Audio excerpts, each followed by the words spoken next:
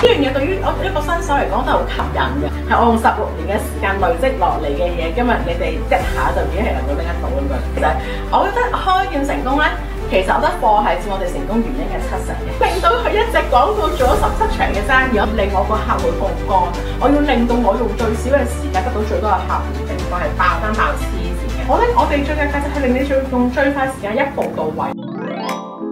唉，每日返工10年如一日，等加人工等到頸都長啦。返全職真係好大壓力，唔想再打工啦。我成日都網購，點樣將嗜好變成副業，賺多個收入呢？不如一齊參加由 Online 香工舉辦嘅女性網上創業工作坊，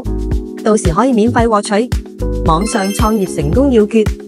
網店新手簡易爆單技巧、3個月創業成功案例實戰分享，仲有網上創業懶人包，幫你創業好輕鬆。查詢之後呢，就完成咗我第一單生意啦。當時我都覺得好興奮嘅，因為一落廣告就有反應啦。我已經有40個新客啦，做翻出嚟咧，其實就已經有客翻有大家，我就真係全職做網店噶啦，中意做就做，可以有時間照顧屋企人。快啲撳下邊條 link 參加，額滿即止，到時見你啦！